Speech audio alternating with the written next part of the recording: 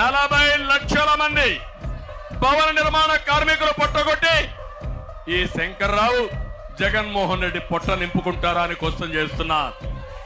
మీరు ఒకసారి చూడండి, కృష్ణా నది మీదనే రోడ్డు వేశారంటే ఏమనుకున్నారు నాకైతే అర్థం కాల. నేను ఊహించలేకపోతున్నా ఇది కళ నిజమాని ఆలోచిస్తున్నా. ఆయన చేసింది వాస్తవం, అందుకే హామీ ఇస్తున్నా. ఈ ఇసుకాసురుల్ని పొక్కలో పెట్టి మీకు ఉచిత ఇసుక ఇచ్చే కార్యక్రమానికి శ్రీకారం చుడతాను.